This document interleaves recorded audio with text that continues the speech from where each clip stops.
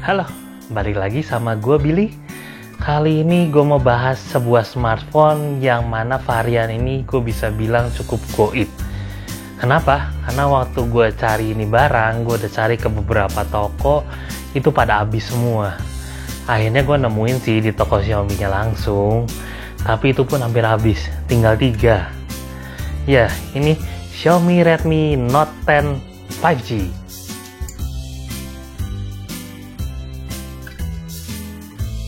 Apa sih sebenarnya yang bikin ini barang cukup goib? Gue juga nggak tahu. Oke, selesai video ini. Jadi karena gue penasaran, gue sekalian tanya ke karyawan tokonya, dan jawaban dia soalnya ini udah 5G dan harganya cuma 3,1 jutaan. Oke, case close, selesai. Enggak lah, masa udah beli HP-nya terus videonya cuma gini doang. Anyway, karena smartphone ini cukup goib, kalau kalian tertarik, gue bakalan jual barang-barang yang bekas gue pakai review, tapi masih terhitung baru juga sebenarnya. Link marketplace-nya gue tulis di kolom deskripsi bawah ya. Biasa kita mulai dari isi packaging-nya dulu ya. Jadi di dalam packaging-nya ini ada box. Box ini isinya SIM ejector. Dan ada silikon bawaan pabrik. Oke juga, mantap. Lalu ada kertas ucapan terima kasih udah beli produk Xiaomi.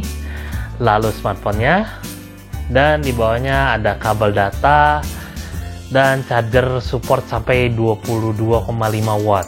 Next kita bahas soal bodinya. Kita mulai dari layarnya dulu ya. Layarnya dia 6,5 inch FHD plus display. Diklaim memiliki sensor cahaya ambience buat sensor cahayanya 360 derajat, dan yang mantap lagi layar ini udah 90 Hz ya, tapi seperti biasa 90 Hz masih bisa diubah ke 60 Hz juga kalau memang nggak pakai 90 Hz nya. Nah, udah mulai kelihatan kenapa smartphone ini cukup laris. Layarnya udah cocok buat gamer, tapi bukan cuma itu, dia punya adaptive sync di layarnya, jadi tergantung penggunaan refresh rate nya menyesuaikan. Jadi buat baterainya bisa lebih irit juga. Di sisi kirinya dia ada tempat buat SIM cardnya, yang mana ini udah dual SIM tapi hybrid, yang gue kurang suka sih. Kalau mau ditambah memori storage gitu, jadi cuma bisa pakai satu SIM aja, which is sucks sih, tapi masih oke lah. Di sisi kanannya dia ada tombol volume dan tombol power, yang mana sudah lengkap sama fingerprint juga. Jadi selain fingerprint buat sisi security-nya, ada juga buat bisa unlock pakai wajah. Tapi ya wajah sih ditulisnya kurang terlalu aman, karena kalau orang pakai foto kita pun katanya masih bisa terdeteksi. Di sebelah atasnya dia ada lubang buat combo audio jack-nya, dan selain dari itu dia juga ada sensor-sensor, ada mikrofon juga di sini. Dan lalu untuk bagian bawahnya dia ada colokan buat charger Type C, dan ada speaker sama mikrofon juga pastinya ya. Jadi di bagian belakangnya yang langsung menarik perhatian itu ini, dia kameranya, desainnya itu cukup mencolok, cukup mencuri perhatian, bagus juga sih desain kamera kayak gini, terkesan fancy. Dan selain itu desain bagian belakangnya pun nggak kelihatan kayak handphone murah sih. Ini oke. Menurut gue desain belakangnya bagus, cuman memang sayangnya dia finger magnet. Jadi minyak-minyak gampang nempel di sini. Kalau kita pegang pakai tangan ini gampang berbercak tuh minyak. Tapi nanti kan bisa ditutup pakai silikon, pakai casingnya lah ya. Varian yang satu ini tuh memiliki 8GB RAM dan 128GB storage. Ini varian yang goib, soalnya ada satu varian lagi yang 4GB RAM, itu sih masih gampang ditemuin. Kelebihan lainnya, storage-nya dia sudah pakai teknologi UFS 2.2. Jadi kecepatan akses storage-nya akan jauh lebih cepat. Smartphone ini juga udah dilengkapi dengan CPU MediaTek Dimensity 700, yang mana memberikan skor AnTuTu benchmark di 352/734.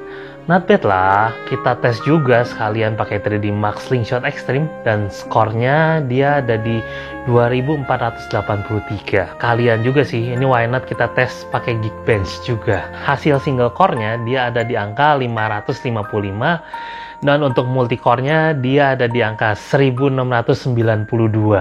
Abis di testing pakai benchmark sintetik, nggak afdol kalau kita nggak live testing ya. Kita mulai pakai Mobile Legend.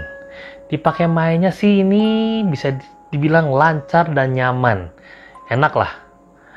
Next, biasa kita pakai CODM untuk game FPS-nya. Sama, ini juga enak dipakai mainnya. Smooth, lancar, bunuh-bunuh gampang. Dan yang pasti juga dong kita pakai Genshin Impact buat testing game beratnya. Memang sih masih di settingan rata kiri buat smooth quality, tapi gue bisa bilang ini bisa dimainin dengan lancar. Bisa dibilang cukup nyaman, dan buat scene battle-nya juga berasa enak-enak aja. Abis dipakai ngetes 3 game itu, gue bisa bilang layar 90Hz ini memang nyaman banget, enak dipakai buat main game. Next kita bakal bahas barang yang kelihatan keren di bagian belakangnya ini, kameranya.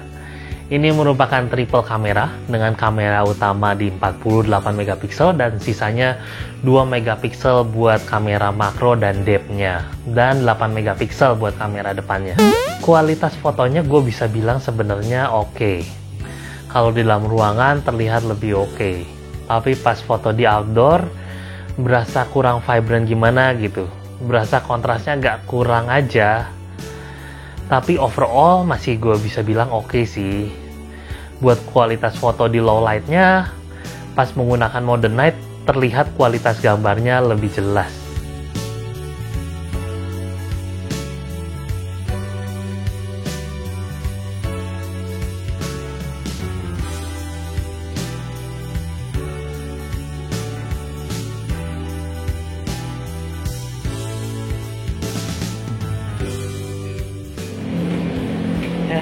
Jadi begini kualitas tangkapan video di kamera depannya.